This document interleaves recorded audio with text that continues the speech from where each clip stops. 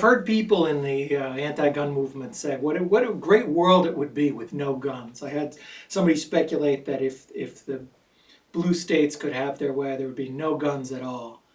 That's not really true. There's a lot more support. There's millions and millions of people that support guns, even in states like Massachusetts, where I live. There's a huge and very, very strong group that supports the Second Amendment.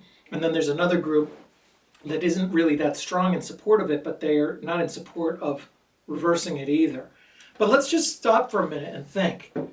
Would we want to live in a world with no guns? Would we really want to do that?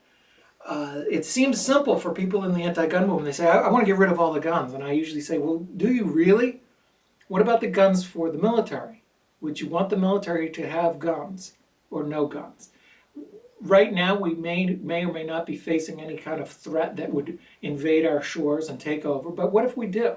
Would you not want the military to have guns? What about domestically? Would you not want police to have guns? What guns do, they're an equalizer of force. They're a force equalizer.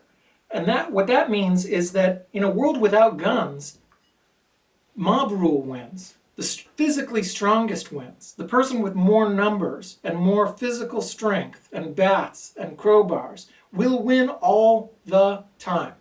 The elderly, the weak, the alone, most females will always lose in a world without guns. Is that the world you really want? Maybe it is.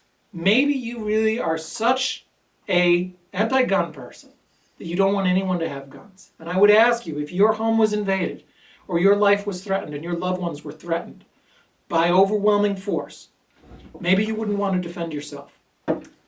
Maybe you're such a pacifist to the point that you wouldn't even want to call police because they have guns. And what I would say to that is fine. That's your right. But please don't try to take that right from others. And I'll take it one step further. If you try and take the right from others, there are many who will fight to the death. You've got to ask yourself a very hard question of if you hate firearms enough to kill your fellow citizens to take them.